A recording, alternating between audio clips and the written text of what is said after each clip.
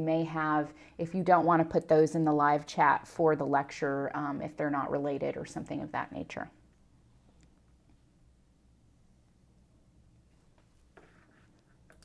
Do you have a count? Okay. All right, so we'll go ahead and get started because it looks like we have just about everyone available. So the first thing I'm going to do this morning is walk everyone through how to patch your VM so that you will make sure that all your grades get pushed up to the grade book. This wouldn't have affected everyone. This particular bug only affected some people's username. It was depending on their email domain, strangely enough. So we will show you how to do that. I'll also go over that at the end of our broadcast to make sure that even if folks joined a little late, they have those instructions. So I'm going to pull up in a VM that is just like yours, a terminal window. Okay. All you're going to do inside of this terminal is type out git, G-I-T, git, G-I-T, and then pull, the word pull, P-U-L-L. After you press enter, you should see it work. Here you'll see these are the statuses letting you know that it pulled down the information. 1 file was changed, 21 insertions, 19 deletions. This is just letting you know that the patch, which was the new code written in, was applied to what's on your machine. Once that's done, you're done. All your labs will get uploaded. If for some reason you don't see a lab that you have completed in the gradebook, all you need to do is start and then subsequently stop that lab. You don't have to complete it again. It will pull from your saved results. Just start the lab and stop the lab. When you stop the lab, stopping the lab is what will prompt the grading engine to try to do another push to get your grade up to the gradebook. So again, git, G-I-T, space pull, P-U-L-L. That is going to be the command. This will apply the patch to your system. If you were having issues where your grades were not populating, this should fix it. If your grades for a previously completed lab are not getting populated, all you should need to do is start that lab with, say for example, start telnet lab, and then subsequently stop lab. You don't need to complete the lab again. It will pull from the saved results from your previous attempt on the lab. So that's all we have for that. And again, I will go back and show everyone this at the end of the video in case we have folks that enter late. And, you know, if we miss anyone, then during the live chat, we'll try to put that out as much as we can to ensure that everyone is tracking on that particular issue. All right, so now we're going to go ahead and start our day 2 training. So for our day 2 training, we're going to be going over in the morning security operations and the hacker mindset. So we'll be going over lecture and then we'll release you with some labs that you can do. We have a few labs that we would ask that you get through, and then we do have an optional lab in case you're high speed and you get through those labs that we've made more mandatory very quickly. Then you can go ahead and try out that optional lab, and I'll talk about that more at the end of the video or the lecture. Then in the afternoon, you'll be coming back at 1300 or 1 p.m. At 1 p.m., Miss Nicole will start training and she will be going over network attacks. And so that will be closing out the day for us is her network attack lecture followed by her labs. All right, so today, as we go over security operations, the types of topics we're going to be reviewing, first off, we'll just go over you know, an overview of what are we talking about, and then we'll look more deeply into recon activities. So reconnaissance includes not just scanning, but scanning is one of the activities that we will hit more in depth. We will follow that with looking at the hacker mindset, and this will be sort of mixed in with scanning and recon, so we'll kind of talk about that throughout. And then we'll finish up with password cracking, and you will have a lab that allows you to do both scanning, service discovery, and reconnaissance, as well as password cracking. Oops. All right, so first off, security operations. So when we talk about security operations, for the purposes of this lecture, we're going to be talking about things kind of on both sides of the fence, but leaning more towards the red side or the bad guys. The reason we do that is because if you understand the adversary's mindset and what they're doing as they do reconnaissance, as they target your organization, as they look to interact or weaponize or deploy into your organization and compromise you, then it's a lot easier to defend. Now, so some of the techniques that we talk about here may be used by red team or adversaries. So your attackers may be using these techniques. But as a defender, you should also be familiar with these techniques and be able to employ them if or when necessary in order to understand what the attacker knows about your organization, what your vulnerabilities are from their perspective. So I love this quote. I always start lectures when I teach about reconnaissance, security operations, and attacker mindsets. I always start with this quote by Duke Wellington, or the Duke of Wellington. And that is, all the business of war, and indeed all the business of life, is to endeavor to find out what you don't know by what you do. That's what I call guessing what's on the other side of the hill. And there's a typo there. It should say other side of the hill. But the point is as an adversary, you have to guess what's on the other side of the hill. But you can make a much more educated guess based on reconnaissance activities. So both when we talk about war in the battlefield, as well as when we talk about activities in cyberspace where we're being targeted by adversarial threat actors, we have to think about what do they know about us, because you have to plan your operation based about what you know about the other side. So what are some things that the adversary are looking for? Well, obviously, they're going to be looking at things like your IP addresses, your domains, your subdomains. This is easy enough to find just doing DNS lookups, public record, etc.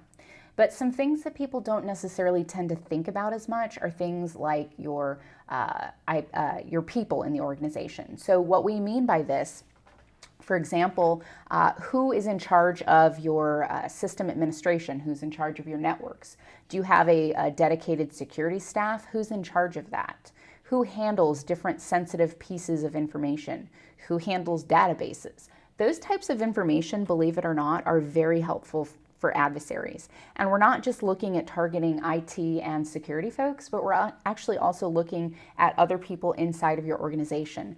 Who's your CFO? Who works in finance? Who works in HR?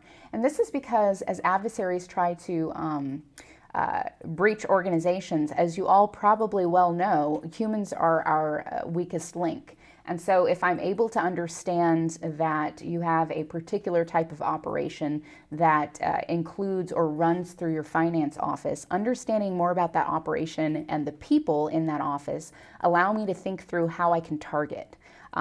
Oftentimes hacking, although it sounds very in-depth and technical, a lot of the time our compromises come from simply opening a phishing email, clicking a link, downloading something, running something, and those seem very simple, but those are oftentimes where this lies. So again, information about people, reconnaissance does include information about people. You also have to think about information about technologies. One interesting thing that some of you may be aware of, but others may not, is that as far as what technologies you have in your organization, this is obviously very important because it allows an attacker to understand how and what it's going to target you with, or they're going to target you with. For example, if your domain runs all Windows computers, well then looking for Mac vulnerabilities really doesn't help you. So we want to target Windows as an operating system. Likewise, if your infrastructure is run exclusively on Cisco, well then Cisco CVEs and vulnerabilities would be what I would look at to try to target you. But how do we find out about technologies inside of an organization? An attacker doesn't really just call some company up and say, hi, what kind of workstations do your employees use? Or do they?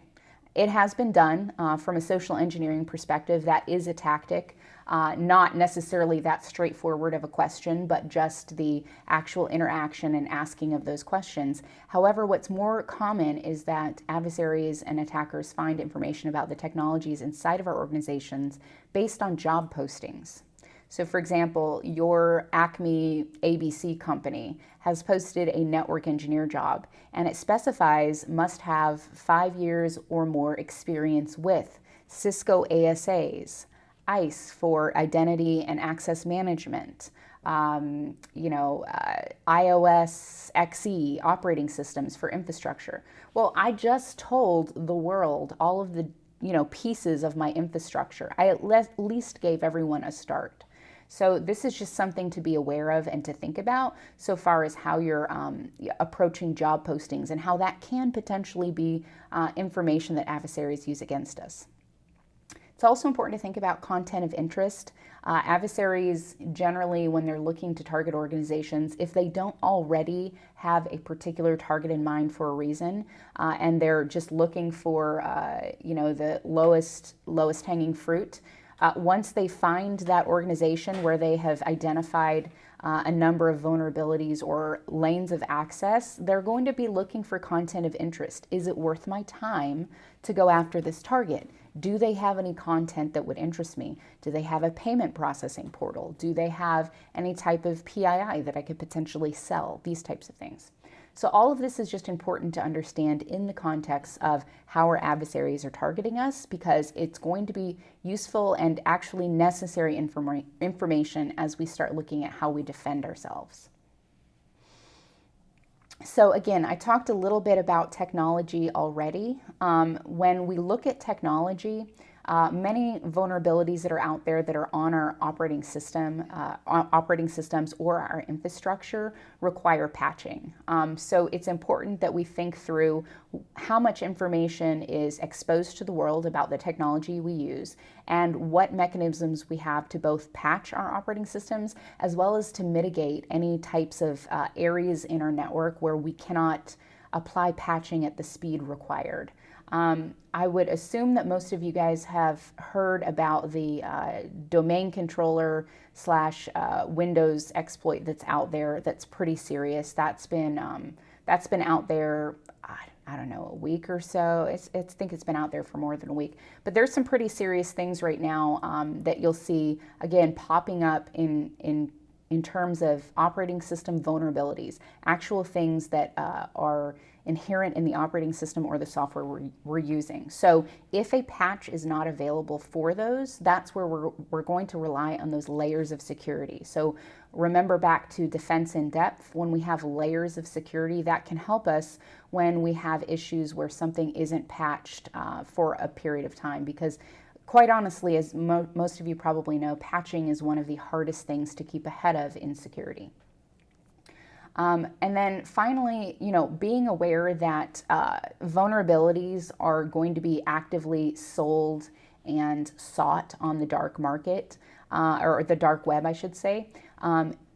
It is something that some organizations do. I would not encourage your organization to go about blindly, or any individuals to go about blindly looking around the dark web for vulnerabilities that are for sale, or exploits that are for sale. But understand that as we see all of this information about CVEs coming out that talk about the vulnerabilities in our system, the exploits, anytime a vulnerability is made public, you can assume that there has been an exploit package that has been created that is circulating on the dark web for sale. So it is safe to assume that if a vulnerability is published in a CVE, there is already a way to exploit it. So assume that you are vulnerable if that CVE is released and you have that particular operating system, hardware, software in your environment. So as we look at operating systems, again, our adversaries are going to be targeting operating systems, hardware, software, seeing what we have. But there's other things that we need to think about in terms of their approach to reconnaissance before we get to scanning, which we'll spend a good bit of time on. So as far as your approaches to reconnaissance, we generally classify these from an internal versus an external perspective. So when we talk about internal reconnaissance, our assumption is that the threat actor is within the network. This means they've either compromised a machine, and using that compromised machine, they're able to do reconnaissance activities, or perhaps they're an insider threat. So either way, an internal reconnaissance activity would be something that could rely on ARP requests, for example, and it may also use DNS queries internal to get an idea of the naming conventions, or if you're in a Windows environment, the Active Directory naming conventions, the different resources that are on the network, things like that. Oftentimes, those resources on the network inside of a network on an enterprise network are not going to be publicly listed. So for example, a file share. A file share on your internal network is not generally going to have a publicly listed DNS, so externally a threat actor would not be able to get information about that file share. But when you are inside of an organization, oftentimes those types of resources, print servers, file shares, are named appropriately. They're named in a way that users and IT staff can recognize what that resource is. This obviously makes management much easier, but it also makes it easier for the adversaries, if they're already inside of your organization via a compromised machine or an insider, to map out any areas of potential interest. ARP requests we mention as far as internal reconnaissance, because when you look at doing reconnaissance, we'll talk about this a little bit more when we look at scanning. But you can use pings for scan, or you can scanning, but you can also use ARPs. Now, if you are inside of an organization and you just start pinging away, that is traffic that is generally going to be watched and flagged. So that will look like an anomaly versus the baseline, because it's not something that normal users do on the network. So if an adversary compromises a computer, or you have an insider threat and they're just going about and just throwing ping sweeps all over the network, that's something that hopefully you catch. Some of your IDS may flag that. You may see that in the traffic baselines and the traffic monitoring that you have going on. But ARP, on the other hand, will fly under the radar much, much better. So ARP is something that can only be done internally because it is constrained to the link local segment. So ARP does not cross broadcast domain boundaries. So this means, again, it's going to be something that allows an attacker, if they've compromised a machine, to understand what is on their local LAN segment. It will not allow them to go outside of that, but it can be very useful in order to understand the other positions on that network, so that an attacker can start what we call lateral movement, that I know Nicole mentioned yesterday. So this is moving from a compromised machine to another machine on that LAN segment that potentially has information that I can gather, or has access to other resources that my original compromised box that I'm pivoting from doesn't. So again, ARP requests are a mechanism for internal reconnaissance because it's very hard to detect these. You can't disable ARP in an organization and have that network function properly. So it's just going to be something that blends in with traffic very natively. And I'll mention that again, but as we talk about the hacker mindset, hackers are good at doing reconnaissance as well as attacking, and Nicole will mention some of this during her lecture, but they're good at doing this because they think through what's normal. So we talk about that baseline and we talk about finding or seeing anomalies, but the reason security is hard is because attackers understand that we're looking for anomalies and oftentimes do their best to try to hide, mask, or blend in with things. There's almost always going to be something that can indicate it. So the more attention to detail you have and the more understanding you have about your network, the traffic on it, and things like that, the better it is for you, the easier it'll be to find those anomalies, because they may be very minute in nature. So as far as looking at reconnaissance from an external perspective, this is where we're looking from a threat actor that is outside of your organization. This means that they are, on the Wild West internet. They're not inside of your enterprise. So with this type of a threat actor, they're generally going to rely on a layer 3 type communication, since they are, not locally connected, meaning that to discover hosts, they may need to use ping, because ARP obviously won't work. But what's generally much more prevalent and effective is going to be network scanning in general. This is because most hosts, for security purposes, especially outside-facing hosts that are in a DMZ, or hosts that face the public network, most of those will have ping disabled, or ping, ICMP type replies disabled, to stifle things like reconnaissance and active scanning. But when we look at scanning, think about network scanning in terms of understanding the services that are exposed to you from that external perspective. As an external threat actor, when I try to look at an organization, I want to know, do they have a web server? Do they have some other type of server that is outward facing? Do they have other services that are facing the internet that I can access? Do they have DNS that I can access? Any of these types of services that are open and accessible could provide us with pathways into the network. So as far as active internal and active internal and active external. These are active approaches to reconnaissance from internal or external. These particular types of reconnaissance methods that are active in nature are going to be much more risky for an attacker.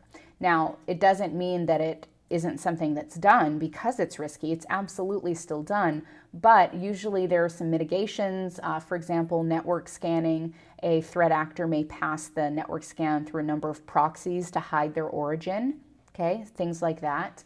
With your internal active scans, those DNS queries and ARP requests are usually going to be metered and sent out at a slower rate so as not to raise suspicion. Okay, so there are ways that we can mitigate some of the risk there, but just understand that they are in fact more risky because you are interacting with or putting traffic onto the line.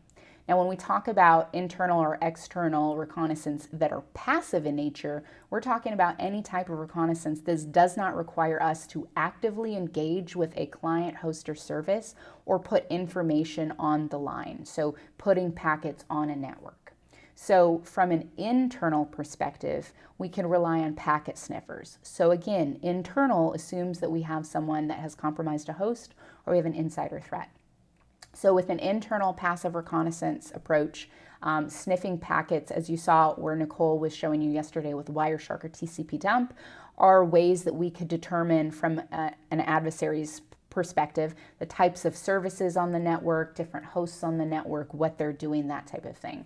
There's limitations in this because when we look at a packet sniffer, if you are on just a regular compromised host, maybe a workstation, that workstation is not going to get anything except for the unicast traffic that is directed to it explicitly and any broadcast traffic. So it won't see unicast traffic between other hosts on the network. So there are limitations there, but again, it still does provide a good bit of information to rely on.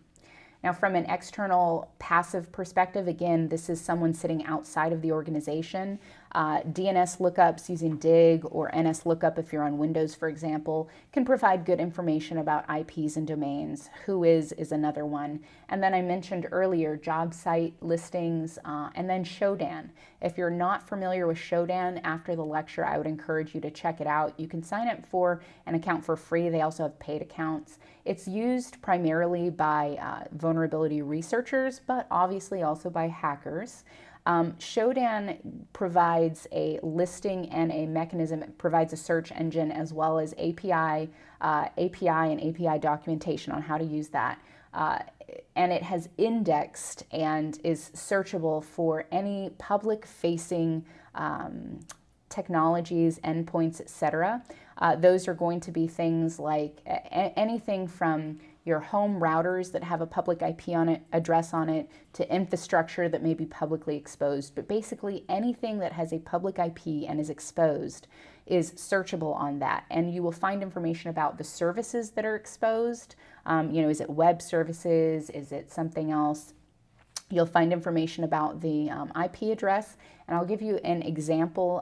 Shodan, for example, if you go in and you look for CCTV cameras, you'll find that there are many traffic cameras and other type of things, even cameras that are placed in people's homes that have public IP addresses on them that you can actually look at the camera feed through Shodan. So you can actually get the IP address and then actively view those feeds. So that's just an example. Another kind of interesting thing that you can find on Shodan that in most areas is very prevalent and a little bit scary are going to be active and externally facing open ports for HTTP and other services on your meters that show you the level of gasoline in the underground tanks that gas stations use. So kind of an odd thing, but again, that's something that if you think through this from an adversary's perspective, if I wanted to target a particular area and cause chaos, if I was to access those public meter reading machines or those public facing gas tank meters, and I was to break into those systems and make it look like they were full, even though they weren't, this would mean that those service stations would probably be not getting the refills that they should be getting, and we could see those tanks run low on gas. So again, this could be a way to, sow chaos or cause issues. So those are things to think about. Just an interesting item that happens to be widely publicly exposed. All right, so as far as network scanning, we need to look a little bit more at our scanning approach. Besides from doing your very generic general reconnaissance, we're going to talk specifically about doing scanning, because this is where attackers are generally going to have to go to after they've done the initial reconnaissance and understood people, content, vulnerabilities, those types of things. Generally, we're going to have to go into scanning at some point unless we have some sort of intelligence about that target from another source. Sorry, gonna sneeze. But for scanning, so we have two different ways that we need to think about scanning and how adversaries approach this. We have aim and we have method. So when we talk about aim and how we're scanning, we really have two different ways that you can see scans done. This could be either with a wide range of targets, meaning that they are just doing just a shotgun blast, and they're using some sort of automated tool to look for, anything of specific interest in a wide range of IPs. This is something, when we look at that wide range target scan, you'd probably familiar that the Chinese are just well known for this. They just have tons and tons of machines that are dedicated to just doing broad, widespread scanning constantly. And they're looking for certain target ports or services that they can take advantage of. You also have, what we have is a more targeted scan. So when we talk about aim, it could be wide or it could be very specific and targeted. So when we talk about a specific scan, these scans are a little bit more dangerous. Those wide range scans that you see that the Chinese tend to use very frequently, just as that's just from a APT approach or a threat actor approach. Chinese threat actors tend to use that approach. They are not really hiding it. So you can pretty easily pick those up because those scans are happening very quickly. So it's all about efficiency. They're just scanning, getting to the next item and scanning. So it's really about finding those vulnerabilities quickly because they're going at such a wide range of targets. But when we talk about the specific aim and the specific targeting, these are going to be focused and based on a predetermined target. So I have a particular server that I need more information about because that's how I think I'm going to get in. This is generally going to be something that we call low and slow. So low and slow means that we are doing very slow scans. We are not sending these different probes in at a high rate. This allows us to blend into natural traffic or not raise alarms in IDSs. Oftentimes IDSs as well as firewalls will use a type of packet per second approach at trying to recognize a scan. So those wide range automated scans are very easy for these systems to pick up because they say, well, if you send 10 packets a second in incrementing port ranges from an IP to another IP, it looks like a scan, so I'm going to flag that. Low and slow is going to be, maybe one probe and then 2 minutes later, maybe another probe, maybe 5 minutes later, another probe. So that's going to be something that's much harder for any of these machines to detect because obviously if our IDSs and firewalls and things were taking account for traffic and trying to look at those types of things over long stretches of time, such as hours, we just don't have the memory buffer or the storage capacity to really compile and aggregate that much and try to put that together. So it can be harder to see. Doesn't mean that it's not visible. It can be caught, especially if you look at anomalies based on the area from which different types of traffic are approaching your organization. If your organization generally has 90 to 95% of their traffic originating from within the United States, for example, with a little bit of Canada and Europe, and then all of a sudden, you're seeing this low, slow kind of consistent flow of traffic that is geographically located from a country, somewhere else, India, Russia, China, wherever. This might indicate to you something going on. So that would be something to approach and look at. Now, the other thing as far as network scanning is the method. So the method could be either a single source or it could be a distributed scan. So when we talk about a single source scan, This means we have one particular machine that we are sending the scans out from.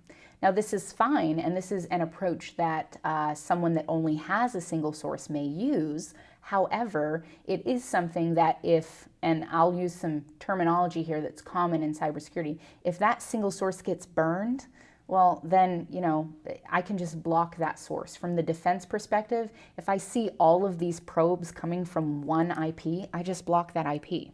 So when we see single source scans, that is something that can very easily give away the location or the origin of that threat actor, and it may give that organization an opportunity to think through proactively protecting against further activity from that particular source. So distributed scans are better for the adversary and harder to defend against. So these are scans that involve multiple systems. This could involve, botnets. It could also involve using proxies. So having multiple compromised computers and then using these in order to fashion proxies and chains to send these things out. There's also some techniques that you can use inside of Nmap, which is a scanning tool that we will play with, where you can spoof the origin of certain things.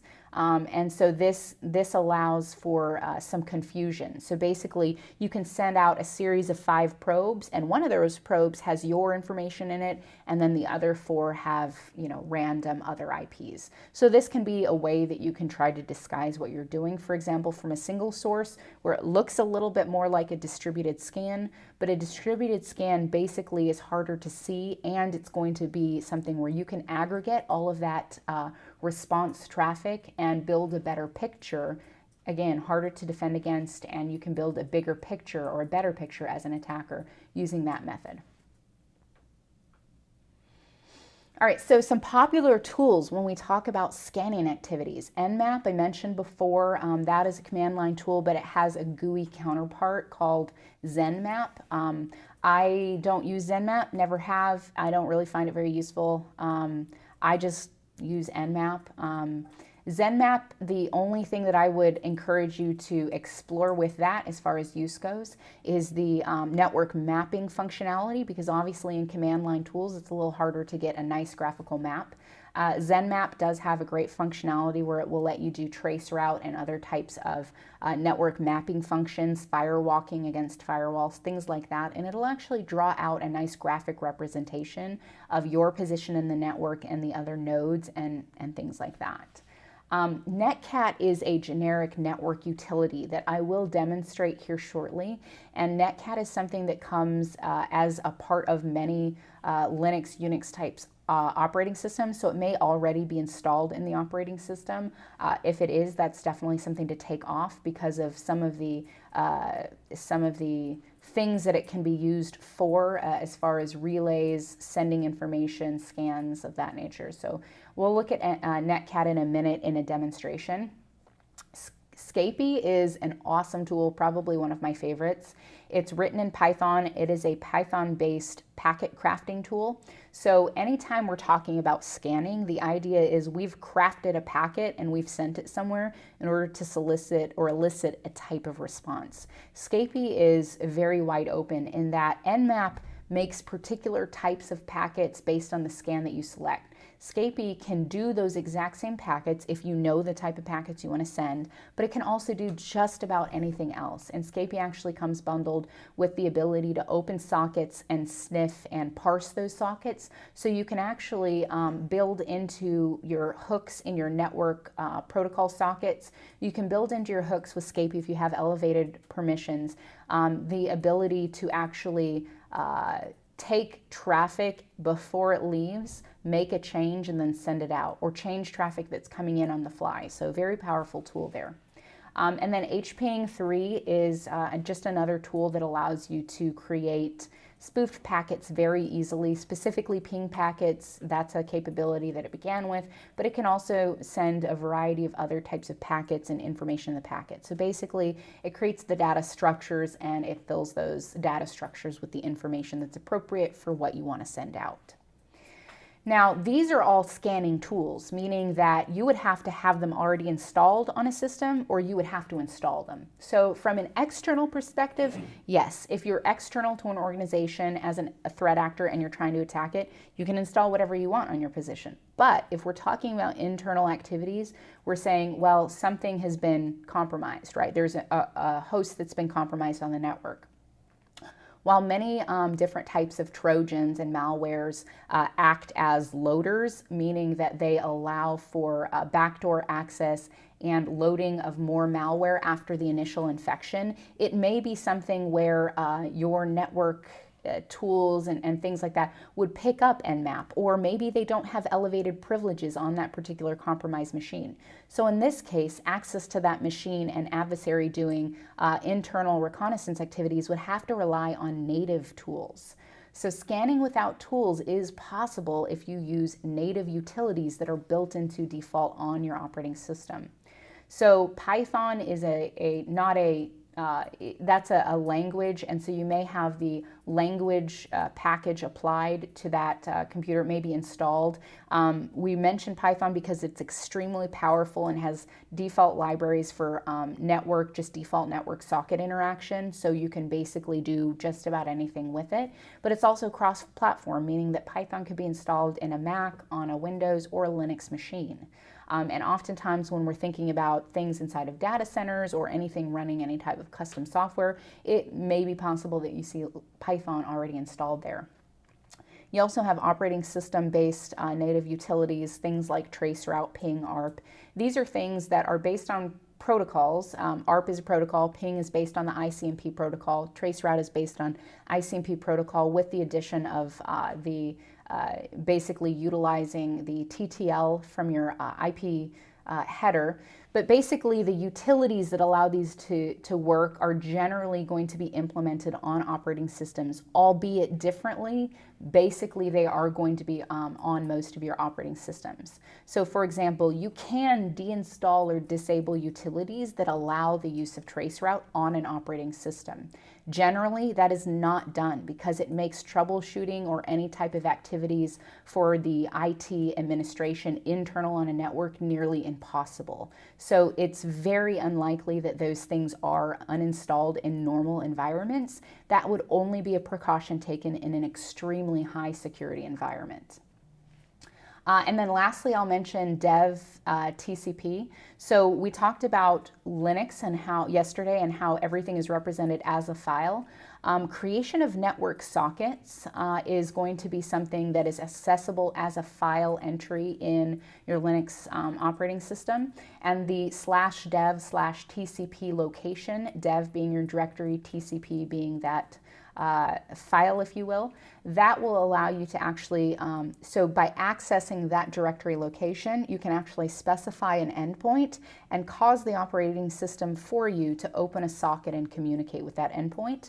Once that socket is open, you have two-way communications and you can send information through that. So there's a lot of things that you can do there with that. So before I talk about some common scanning methods and like look at those, I actually want to jump into a VM and show you guys a little bit with Nmap and Netcat and things like that, just before we talk more about the common scanning methodologies, why you use them, and things of that nature. So make sure you go into the instructor VM. Yeah, that's what I was going to do.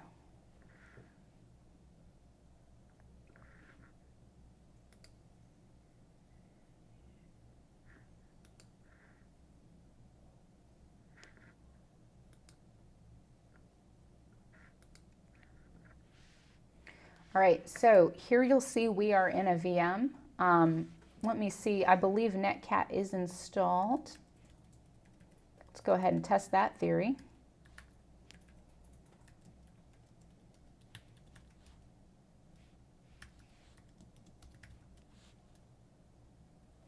All right, so, oops, bad password.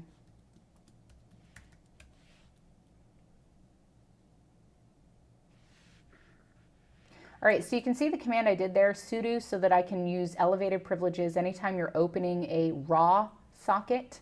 and there is a difference between a stream socket and a raw socket or a datagram socket. Anytime you're opening a a raw socket, it does require elevated privileges, whereas a stream or datagram socket does not. But netcat is going to be invoked here to create what we call a listening port. So the TAC L tells me that the port is listening, and the port number is port 1234. And so after I put in the password, you'll notice nothing's happening here, like you don't see anything, but I do in fact know that this port is listening. This is the behavior of netcat. I could have backgrounded this so that I would have the terminal prompt to work in, but I actually left that there so that I can show you in another window. Oh, I don't have netstat. Hang on.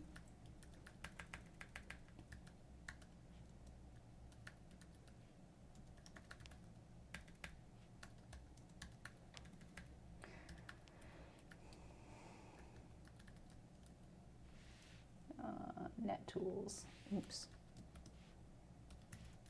Wrong one.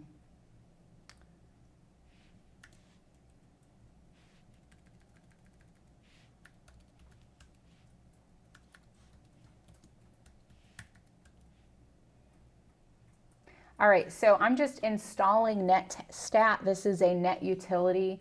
It allows us to look at network status connections.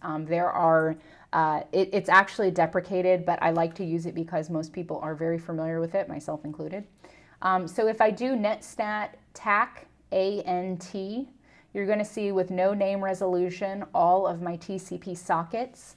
You'll notice at the very top you see 0000, so that's any IP associated to my local host, and then :1234. This is a socket, okay? And you can see that it is listening. So this is a TCP port that is listening. It's listening in the same way that an SSH server or a HTTP server or something like that would listen for a SYN packet to be sent, initiating a three-way handshake. It will respond with the SYN ACK, wait for the ACK back, complete the handshake, and allow for two-way communication. We can demonstrate this very easily by trying to communicate with it. So you see here, I'm listening on 1234. Now I'm doing this all within the same computer. So here I'm going to, let's see if I can remember some commands. We're going to echo hello into a netcat connection going to localhost, port 1234. Oops. So we'll see if that works. Hang on. We'll just connect directly to it. So we're going to connect. I don't actually know if localhost has a, there we go. So now if I type hello, you'll notice I received it over here. Now I also have two-way communication. So on the side where I'm listening, I can say, hey you, press enter. It's going to pop up over here. So again, you'll see that I'm just doing two-way communications. I'm going to open another tab and show you using netstat that here again we have this listening right here. Down here, these represent the established TCP connection. So that is still listening for other, it can receive and process other SYN packets. It can have multiple handshake conversations ongoing. But you'll see the two things that I've highlighted. This is my local host using an ephemeral port that was dynamically allocated to reach out and talk to. So this is from this one right here where I went to talk to it. Okay, and it assigned this ephemeral port as the source. And this is the receiving end that actually is the 1234 listener that is able to talk back to the socket on the sending end. So you can see this is the established session. And this will stay established until I kill one of these ends. I'm going to kill that with a Control-C. And we will watch in our netstat and see. You'll see that has gone into time wait very quickly. It will stay in a time wait until it decides that that connection has died, and then it will close that out. Oops.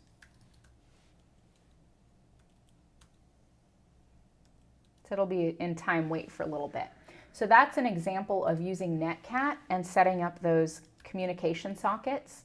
Netcat itself can be used for scanning and banner grabbing and a multitude of other reconnaissance type activities, as well as transferring actual information. So the same way that I sent hello, hello there, as in I was just kind of like I was chatting, you can actually do that with files or streams of information. It can be used to relay keystrokes, all sorts of things. So as a network utility, it's useful. It's also extremely useful for hackers.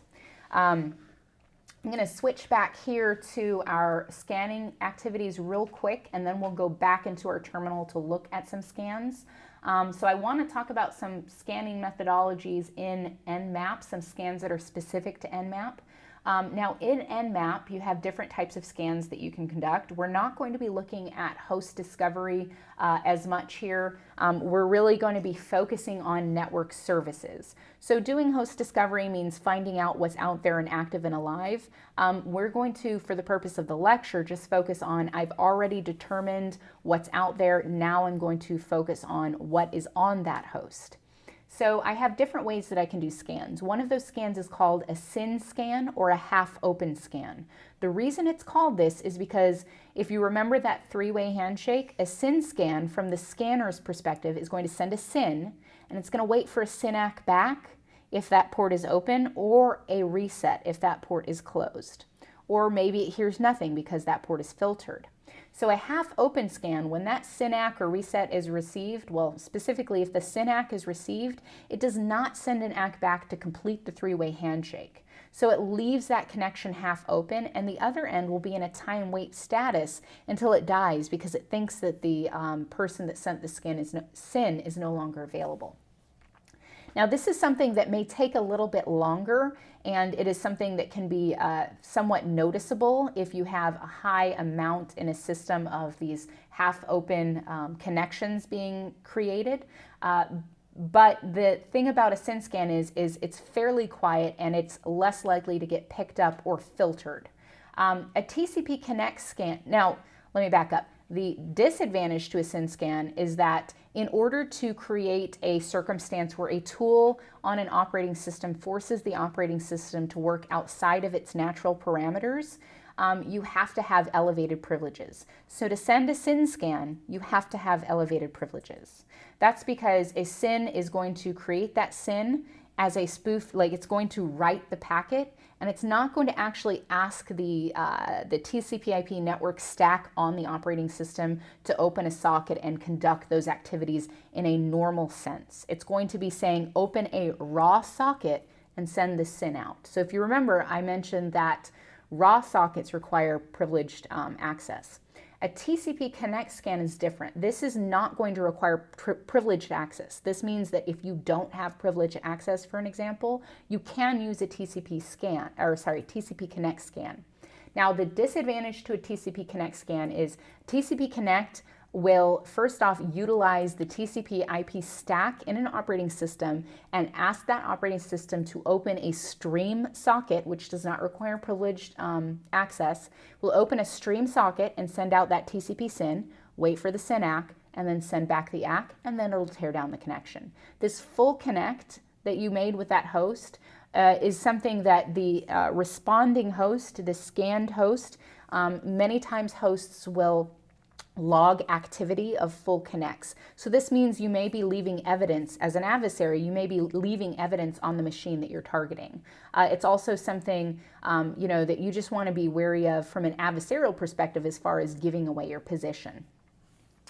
And then an ACK scan, this is a little bit different. This is similar to a SYN scan in that you need administrative privileges because it will require the use of a raw socket. But an ACK scan is something that is used commonly to either gauge the response and understand the type of operating system you're interacting with, or it may be used to try to subvert or get past a stateful or a simple packet filtering firewall or stateful firewall that doesn't have proper filtering setup. So an ACK scan uses the ACK portion of the three-way handshake. So instead of initiating with a SYN, basically an ACK gets sent. What this should do is elicit a response from that host that wait, hey, I never started a conversation with you, so I shouldn't be getting an ACK from you. This doesn't make any sense. So the host should be sending a reset. The response, whether you get a reset or whether you get nothing, can indicate the type of operating system you're using, because although the RFC dictates a particular behavior for handling unsolicited connections for TCP connections, not all operating systems are going to be based on the RFC. So while, if you're interacting with a Windows system, it may take the RFC defined behavior, a Linux system will not. And therefore, as an adversary, just by sending that ACK, whether or not you get something back, if that host is alive, what operating system potentially they're on. So it's a starting point. And then further, we'll look at your null or fin scans as well as your Christmas tree scan. So null, fin, and Christmas tree scans are all what we call stealth scans. These are oftentimes used in conjunction with operating system scanning, and these send TCP crafted packets. Again, privileges are required because it's going to require raw socket creation. But these basically craft TCP packets that you would never see in the wild. You would never see what we call a null packet that has no TCP flags set. You would never see a packet with only a fin flag set. You should see something with a fin and an ACK. Similarly, the Christmas tree is the push ACK fin flags all set at once. This is not something that occurs in the wild in a regular operating system defined communication. These types of things can elicit different responses from operating systems and help us measure what that operating system is, the kernel, those types of things. And finally, and we'll look at some of these examples so you'll get to see them in a minute. And finally, a UDP scan. All the scans I've been mentioning so far are based on manipulating flags inside of the the TCP header. Now, UDP, you might be asking yourself, well, what about all the things that run on UDP? Well, you can do UDP scans, and you can help to find different types of services that may be running on UDP that you can access on a network. However, UDP scanning is a little more tricky, and this is because we're not going to be able to gauge a response based on, whether or not I got a SYN ACK or a reset, because that's not a part of UDP. There's no three-way communication or reliable connection-oriented communication. With UDP, the only way we can use UDP for scanning purposes is, first off, to send these very slowly as to not overwhelm the host. If you remember my favorite meme from yesterday, Nicole's TCP versus UDP meme with the guy with the water just running on his face. So we have to go slow as to not overwhelm that system. But with a UDP scan, if I send a probe to a UDP socket that is not filtered and open, I might either get a response or I might get nothing. That would indicate potentially that the source is either filtered or it is open. The flip side of that is if I send UDP to a port that is definitely closed or definitely filtered, I may get an ICMP unreachable message back, an ICMP port unreachable. This ICMP port unreachable coming from the operating system I targeted would tell me that the system is not filtering that particular traffic, but that is a closed port. So that gives me some information, as you can see. Now again, you have to send these slowly, because if you send them as fast as you do with TCP, whereas TCP has the ability to queue and do some time wait and understand that, UDP does not. So these have to be done slow enough that the ICMP port unreachable responses can be created and responded from that target machine back to the attacker's position to collect those scans. So rather than going through the demo, because I showed you guys a little bit of that, we're going to go into, I showed you a little bit with Netcat already. I'm going to go into scanning with Nmap, and then we'll go right back into the VM here for a demonstration, and I'll let you guys try it out as well. If you have your range VM open, when I go back into the VM, I'll try to go nice and slow so everyone can follow along and just kind of see what I'm doing. So Nmap, as I described before, this is a command line type of tool for scanning. It is free and open source, and it is something that is not just for adversarial uses. It's very useful for network discovery, security, and vulnerability auditing from the defensive perspective. So a lot of system and network administrators do use this. This again uses raw IP packets in a number of ways. It does have the ability to be run without permissions, so without sudo or administrative privileges. However, that will stop you from using any of the scans that do require privileges. So most of the scans that you'll find useful will require privileges because they will create the raw IP packets. It's going to be a tool that you can use for different things. I mentioned before finding hosts on the network using ping or ARP, as well as understanding the services that are on certain hosts. Is it a FTP server? Is it an HTTP server? Does it have SSH running on it? Those types of things. You'll also see information where you can do an operating system scan and you can get the operating system information and version along with things like application patching level and things of that nature. There's also a number of different modules that you can install separately and run with Nmap that do all sorts of neat things. For example, firewalking. This is one that Nmap can use specifically to target a known firewall. So basically your scan target is a firewall, and the firewalking utility in Nmap allows it to determine, based on the type of firewall and what it's getting back, how it can determine which ports may be inbound filtered and which ports are not. All right, so this is just looking a little closer at that TCP port, again, looking at those flags. As far as your operating system detection, you'll see here I have the behaviors listed out. Linux sends resets if the port is open, not for closed ports. So Mac and Windows always send resets. So you can see there, based on the behavior of something odd being sent to that port, we can determine, is this Linux or is this Windows or Mac? Also, illegal flag combinations and how that operating system responds to them. I mentioned the Christmas tree, which is your urge push fin flag. So as we look at those, I want you to direct your attention to the picture. This is your TCP header, and I think Nicole went over this yesterday, so you should be familiar with it. I want you to direct your attention to the TCP flags area right here where I'm mousing over. This TCP flag area is the portion of the header that is going to define the purpose for this packet. Is it opening or beginning a three-way handshake? Is it a SYN ACK from the responder, or is it an ACK to complete the three-way handshake?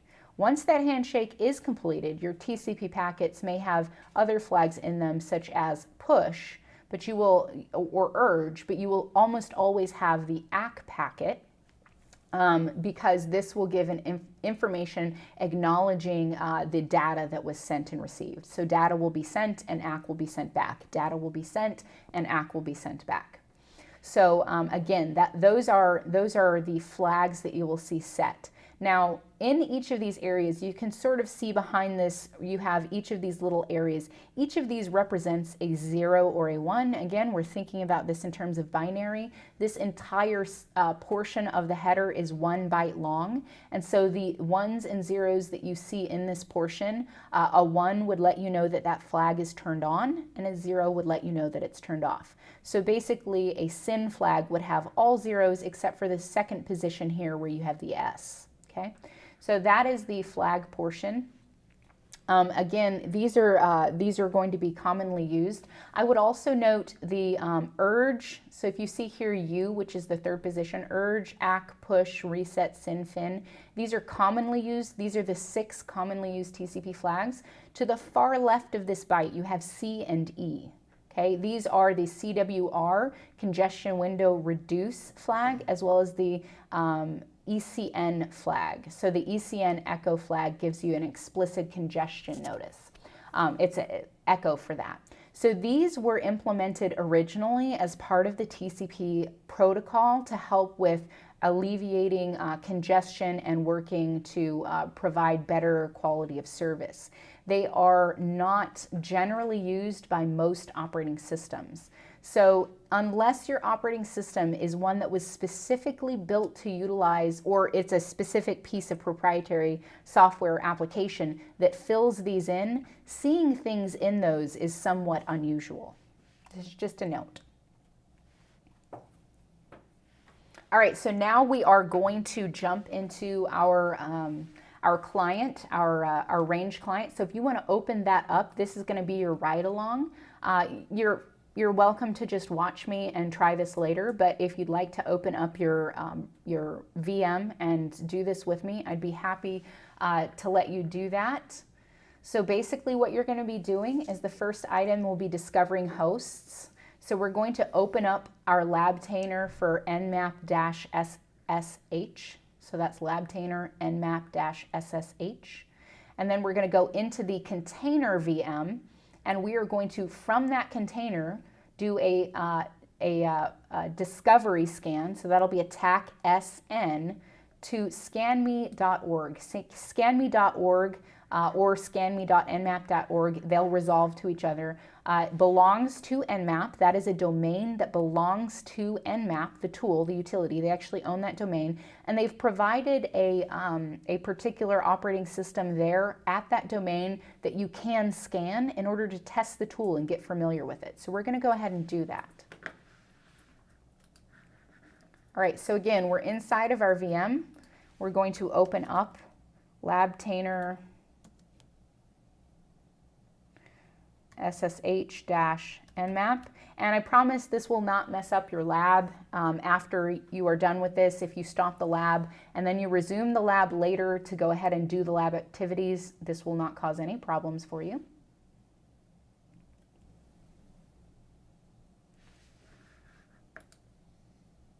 Oh, nmap-ssh, sorry. Got it backwards, nmap-ssh.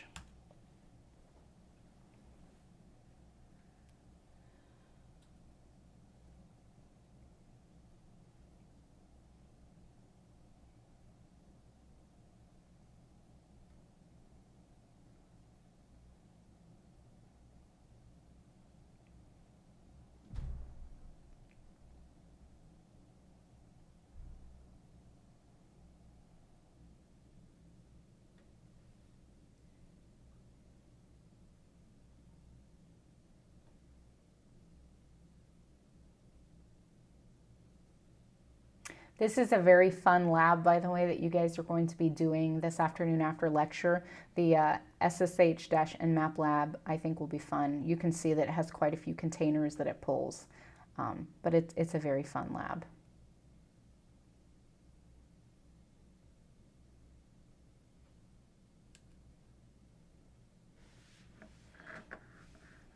All right, so I do want to go ahead and I'll just show you that since we're in here anyways. If you'll notice my two terminals, one is analyst and one is router, okay? Make sure when you are doing this lab that you understand my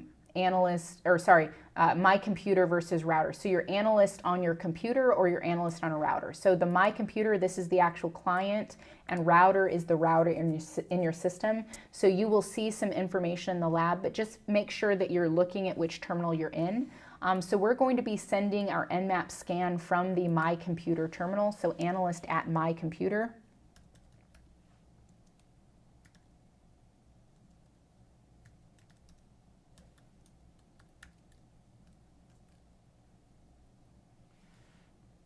So you can see here, when I did that scan, it said starting Nmap, host is up. That's great. If it was down, it would have let me know that that's not a good host. So it did find that host, and it gave me the DNS record, the public IP for that host. So let's come back here. Now the next thing we're going to do is we're going to take that information. You can either take an IP, or if you have domain name resolution, you can just use the domain name, which is what we'll be using. And we're going to scan for the operating system and services. So now that we know that that host at scanme.org is in fact up, we're going to take a look and see what operating system that host is on and the services that it's running. So you'll see here, sudo nmap tac-o scanme.nmap.org, or just scanme.org. So this is going to be our command string here.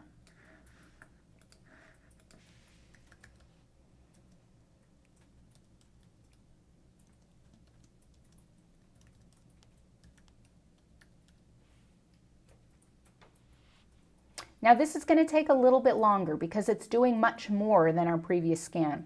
Our previous scan was just a ping scan. Really all it did was go out to that particular IP, because there's one IP that resolved for scanme.org, sent a ping, got a response, called it good. This particular scan is going to be looking at a number of different ports. So it will be going through all of your well-known ports as well as some of your higher range ports. Now you'll see that my report has come back. So this had to send a series of different TCP probes. So it was able to find port, state, and service for, you'll see TCP 22. It is open for SSH. So this tells me this operating system, this host, has SSH running. So it's potentially something you could SSH to. It's not. They just leave that open for teaching purposes.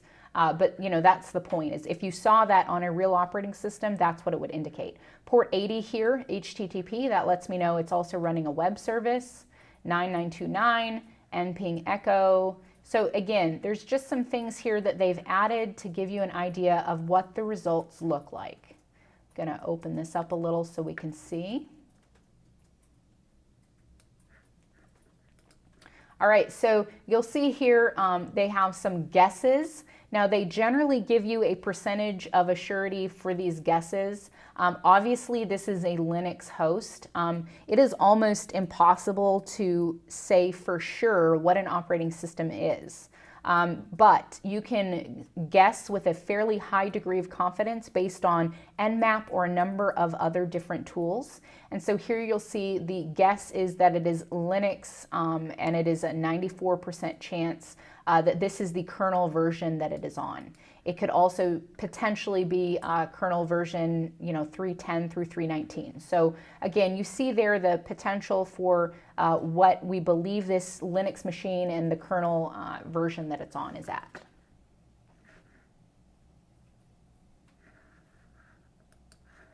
All right, so this is just it's sort of a rhetorical question since this is one way, but you can chat back into the live chat and Nicole will smile and we will know that you got it right. But why did we need to add sudo when we did the nmap tac-o for the operating system detection? Why did I have to do sudo here, but I didn't do it up here and it worked just fine for the tac-sn where I did host discovery? So could be rhetorical, or you're welcome to answer Nicole in the chat and let her know what you think. I'll also point out that here in this example, we did a single host at this domain resolvable address, but you can specify a single host or a CIDR address. For example, you could do like 192.168.0.0/24. What that will do is it will check the entire subnet. You could do the same for host discovery. If you check an entire subnet for a host discovery using a CIDR address, it's going to tell you for that whole class C or whatever you input which hosts were alive. And so from there you can target those particular hosts rather than trying to do a port scan on a bunch of hosts that aren't alive. All right, so how do we get more information about an operating system? Because again, you're going to be targeted by adversaries based on the operating system you're using. Well, first off, we probably want to do our fingerprinting quietly.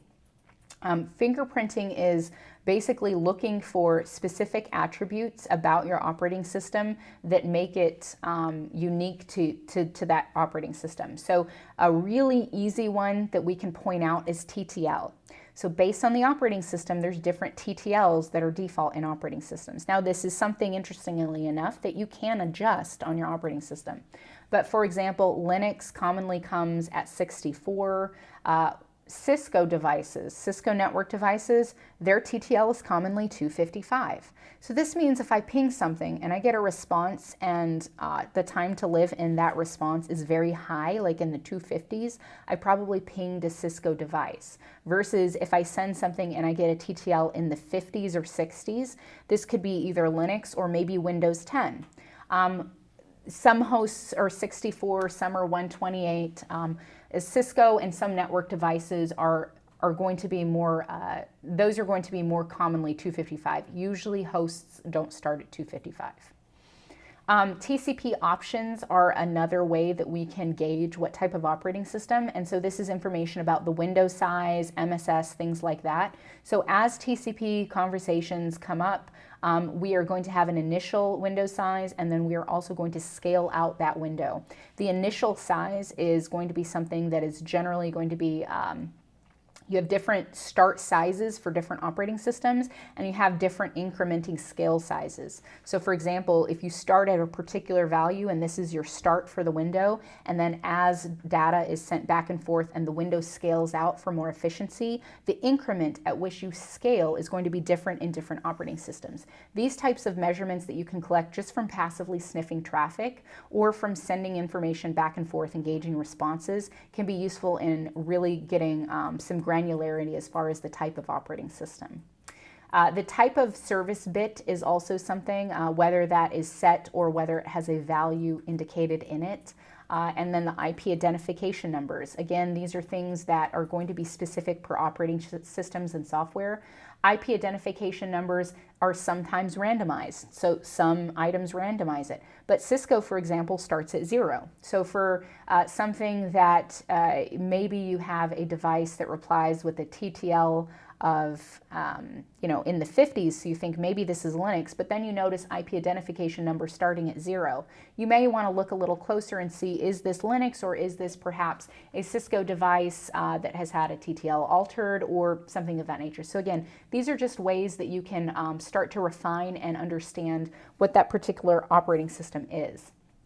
And then finally, whether or not a host adheres to the RFC that defines selective acknowledgement, whether or not an operating system is able to provide selective acknowledgement of TCP packets is something that can point to an operating system. This is obviously generally because your older operating systems are not going to support that as frequently as your newer operating systems, or based on the operating system's purpose. So we say all of these things, but this isn't something that you necessarily will always do by hand. A lot of these things can be done by hand, but they are generally more efficient if they're done with tools. So POF, P0F, is going to be a tool that is very commonly used in the cybersecurity world. And it can take a PCAP, for example, and it can replay that PCAP to itself and determine based on the PCAP what the different operating systems are for different endpoints communicating in that PCAP. So that's actually a very powerful tool. Now, the POF tool is only as good as the database it's using. Databases for POF are regularly updated in the community, but it is open source and it is community driven, which means if you have a very particular piece of software or operating system, you may need to build a specific profile. Or if you're targeting a specific operating system, you may need to build a specific profile in that database that looks for specific artifacts about that operating system's communication in order to, better refine it. For example, Kali Linux is we talked about that the other day, that's commonly used by penetration testers as well as, Red Team. Kali Linux is based on a Debian kernel with modifications. So it's going to read as a Linux Debian-based machine, but it'll have a lower assurance. It'll have a lower, percentage level, because it'll say, well, it looks like Debian Linux, but it's a little different, and that's because of those kernel modifications. So if that's something where you wanted to actively catch, maybe you don't want Kali happening inside of your enterprise. I mean, I wouldn't. Maybe you want to go ahead and capture a Kali operating system piece of traffic, build out that profile for the POF database so that you can actively fingerprint any traffic or any hosts that are operating with that system in your environment. Some other things that I'll just mention very briefly in terms of your network traffic and reconnaissance. Think about the routing protocols that you're running, because many of these are going to be running on your network, and they are going to be sending things like route advertisements, announcements, hello messages for neighbor relationships, etc., just depending on the type of protocol. For an adversary that is inside, these types of protocols can be very useful, not just for spoofing, but for collecting information. Same for your other protocols. I listed some proprietary protocols. CDPs, the Cisco Discovery. FTP is a Foundry Discovery that works on the Foundry /Juniper no, not Juniper, I'm sorry, Brocade type devices, DTP, VTP. Many of these protocols themselves can and will be used by adversaries if they're inside of a network in order to gain or move or just, collect more information. They can also be used for attack purposes. So again, make sure that if you're using any of those protocols that they're properly secured. IP gratuitous ARP is something that can provide information to adversaries working inside of the environment. Again, all three of those are going to be generally constrained to your LAN because these are things that are not going to cross your broadcast domains generally. When we start looking at IP source route information in your IP header as well as remote access via Telnet, SSH, these may be things that are accessible from external to your organization. Now, generally, most of your internet-facing ISP border routers and such are going to stop things like IP source routing, but it is something, if you do have an internal adversary, you should be stopping that on all of your interfaces, layer 3 interfaces internally, to stop that from being used for network mapping. And then obviously logging and timestamps. I'll just put this out and I'm sure we'll talk about it many times throughout the rest of the day today and tomorrow, but logging and timestamps are things that are very important because if you don't have good synchronized logging across your enterprise with good timestamps, you may not be able to correlate activities or events properly. And so that's something that if it can be affected by adversaries, they will take advantage of that. All right, so the hacker mindset. We know that the hackers know that humans are the weakest link. It's true. They love to find an obscure information. It's kind of a passion of anyone that has that mindset. And when we say the hacker mindset, we don't necessarily mean adversaries. We could mean this guy here. He looks totally innocent, and the guy with the banana too.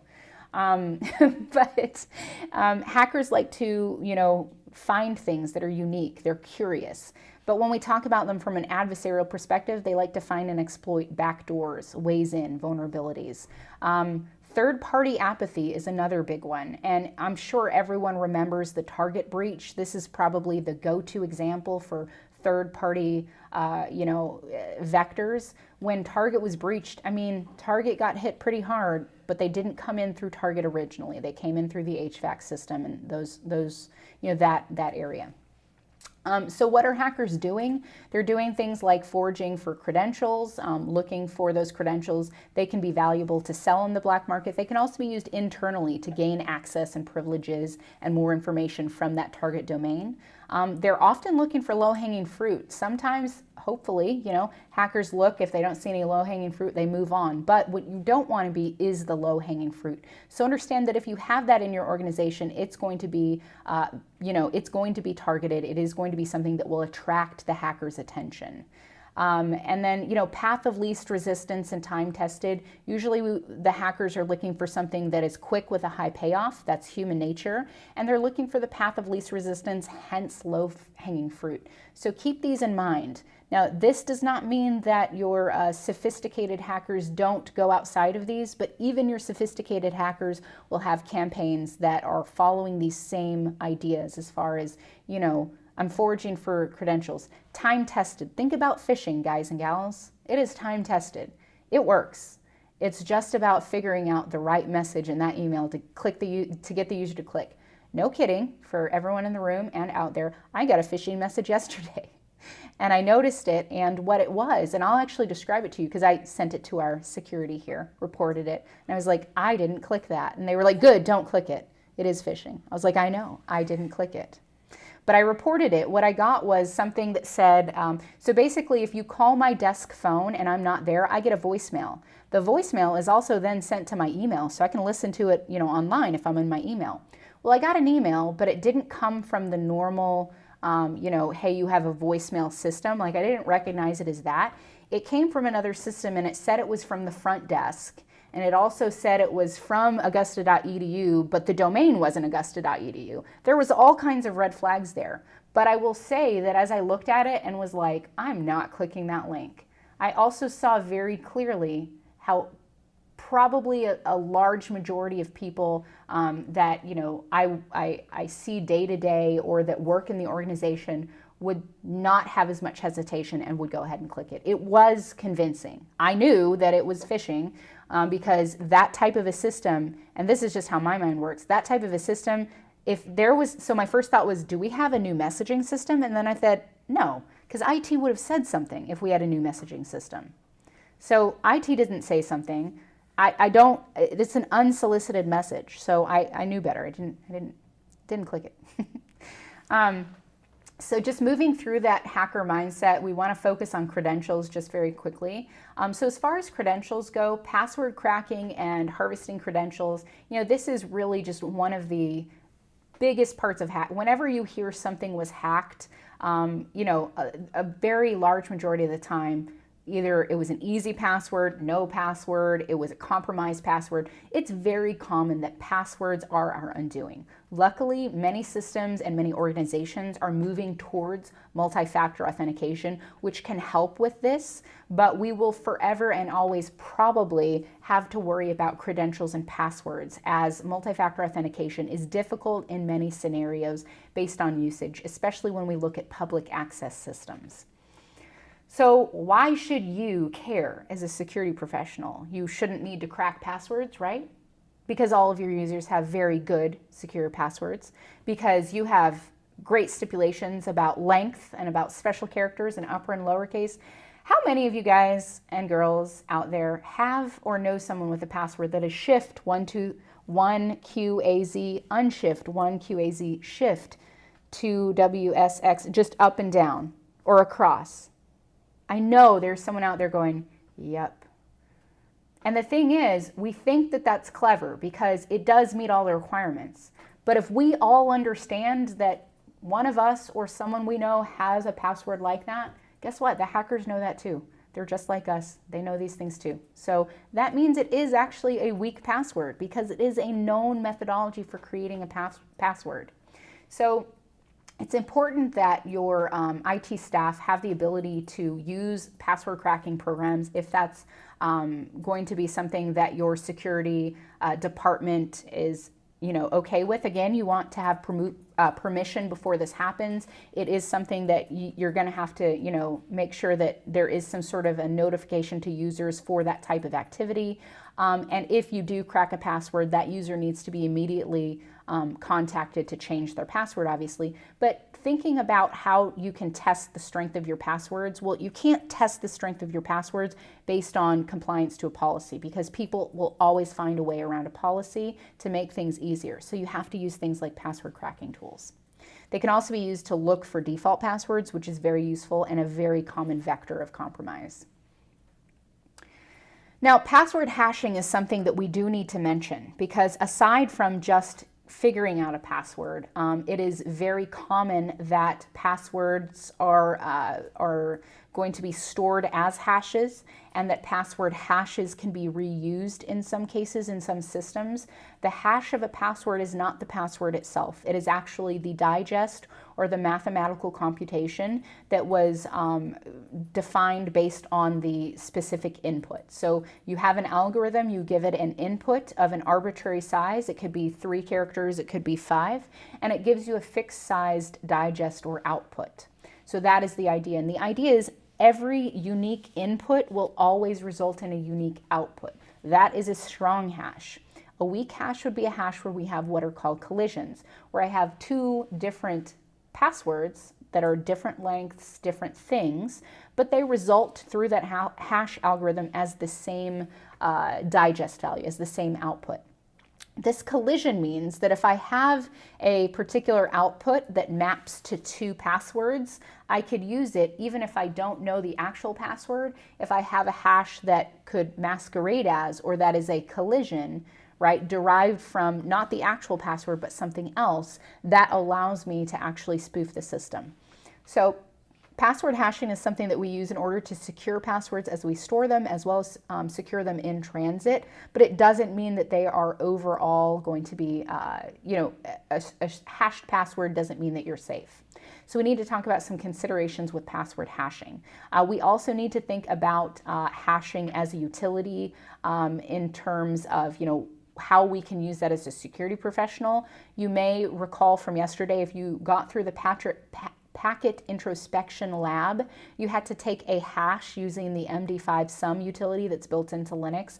I believe Windows has the same utility built in. I think it's the same command as well. I'm not sure, but I think it's the same command. But the MD5 sum utility just gets an MD5 hash of whatever the input file is.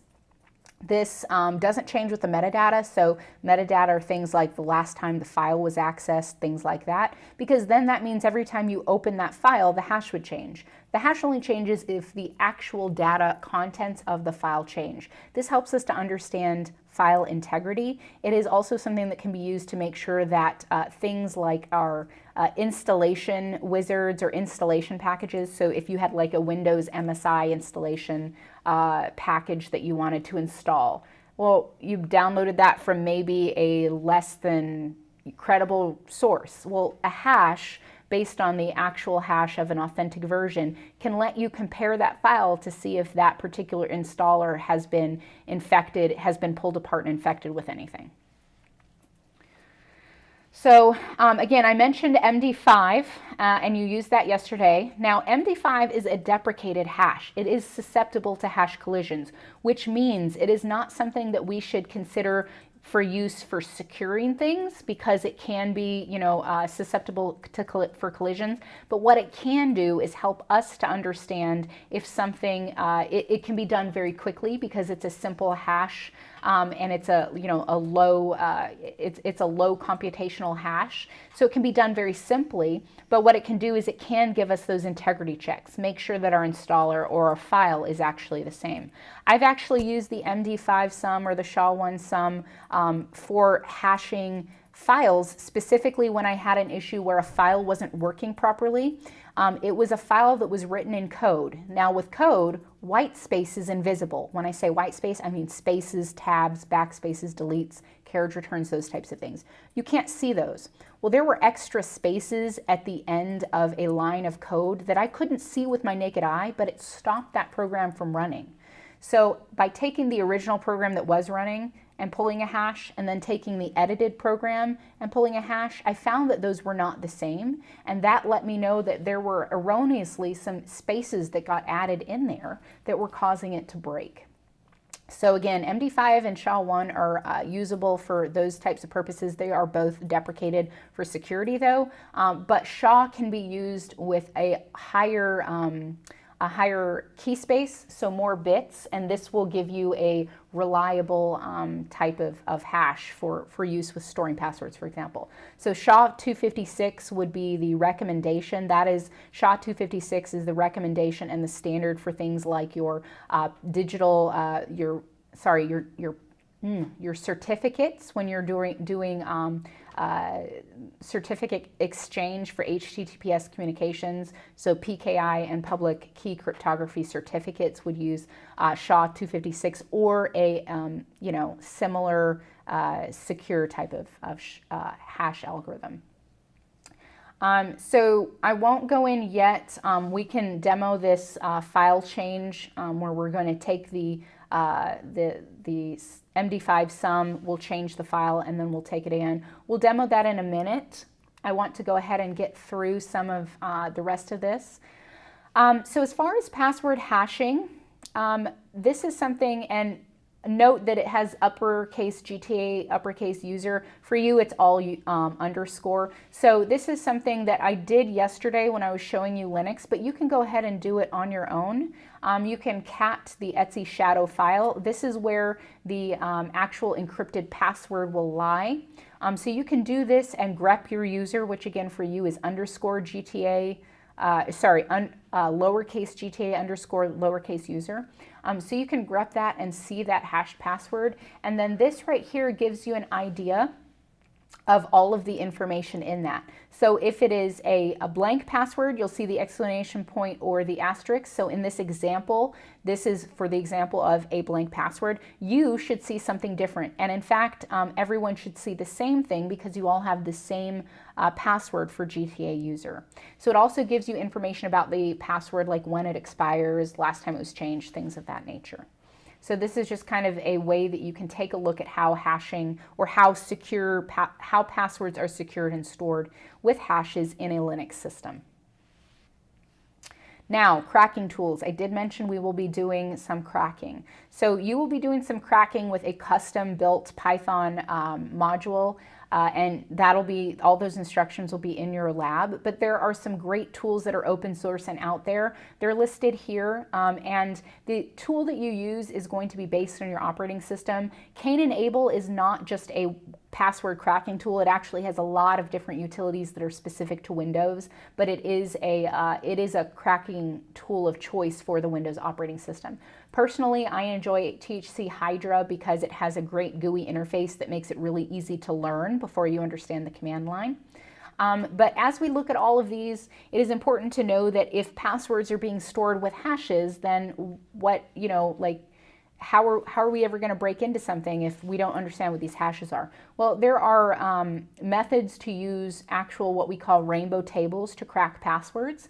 Rainbow tables are pre-computations. So we take a list of common passwords, for example, and then pre-compute those hashes into a table and use that table to check against. There are actual rainbow tables out there that have all the tens of millions of passwords that are out there and commonly used already pre-computed in almost every hash algorithm that you can imagine. So a couple places you can find data on, common passwords and rainbow tables, Splash Data or Keeper. These would be great resources. I encourage you go there and take a look at some of the things that are there. Sports teams, swear words, a lot of swear words. I don't know why. People really like swear words as passwords. Things like 1, 2, 3, 4, 5, dragon, monkey, those are all very common, as well as many names. So just take a look at those to get familiar with that, because again, you have to look at this from an adversarial perspective and from a defender's perspective. All right, so that concludes the lecture. These are the labs that you'll be doing. You'll be doing the Nmap Discovery Lab, the Nmap SSH Lab, and the Passcrack Lab. Now, the Nmap Discovery Lab is something that is very simple. Should take you 5 minutes, 10 minutes, just depending. But this is really just, you're gonna discover the host, get the host information, go in, look at the file to complete the lab. Nmap SSH is much more challenging, therefore it's more fun. You're going to find the host, you're going to need to discover the services, and then you're going to need to figure out a way to get into the services because you don't have a password. So that one is very fun, but there are some hints that we've provided. Passcrack is very simple. You'll be walked through, and the idea behind Passcrack is understanding how long it takes to crack different passwords based on salt values and different hash algorithms. And a salt value, for those of you that are not familiar, if I take an algorithm and my password is password123 and Josh's password is password123, that will run through the same hash algorithm in the same digest.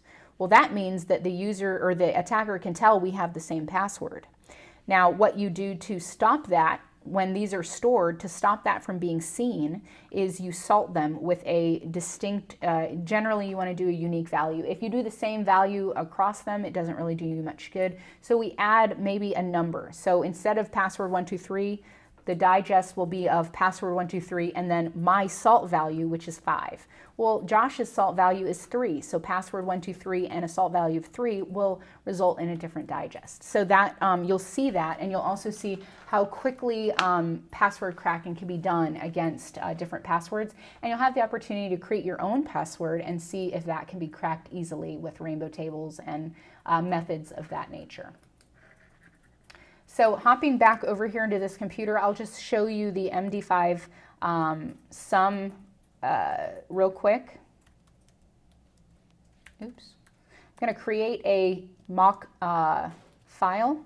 I'm going to write the word test into it.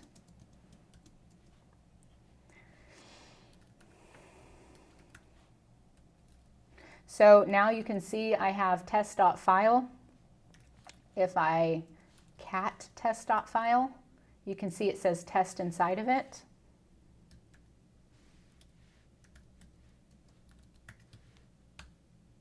So there you'll see my MD5 sum for test.file. It's D8E8. Now what I'm going to do is I'm going to echo something else into it. I'm going to append to this file test123. Now if I look at my file, I see test next line, test 1, 2, 3. So I appended a line. So the file has been changed. So now when I run the MD5 SHA sum again, you'll see that the digest is completely different. It is 04D9C. So you'll see that this digest is completely different and unique from this because of the addition of more information. Now let's try white space. Let's go ahead and just append white space. Now you can see, as I noted before, it looks the same. I mean, it does have an extra carriage return, but it looks the same. I wouldn't be able to tell this if I was in a Word, like a notepad document or something like this. But again, when I pull my SHA or my MD5 sum, my hash, I have a totally different hash here. It's 3B04 instead of 04D9C. So different hash altogether, just based on that space that I added. All right, so that concludes the lecture. Again, the labs that you'll be completing are the Nmap Discovery, Nmap SSH, and PassCrack. I will reiterate for everyone out there, let me go ahead and stop this lab first, that if you did not join us this morning and get information about applying the patch to your machines to ensure that your grades are getting uploaded, what you will need to do is open a command prompt. All you need to do is open a regular command prompt, type the words git, G-I-T, space P-U-L-L, pull, git pull, press enter. This one says already up to date because I already updated it. What yours will do is it will say, hang on, getting the files, okay, I'm done. At that point, your grades should automatically get pushed. If for some reason you see a grade that's not pushed, start and stop that lab. You don't need to complete it, just start and stop it. That will cause it will make it go ahead and push that up. So that's all we have for lecture this morning. Join us back at 1300. You'll be with Nicole, and she will be going over network attacks with you. Thank you for joining us. I know it was a lot, but I just want you guys to get into the mindset of the adversary. Think about that and think about how you can better secure your organization using that information. And I think you'll get there when you get to the SSH, the Nmap SSH lab. That'll be a fun one. So take care and good luck.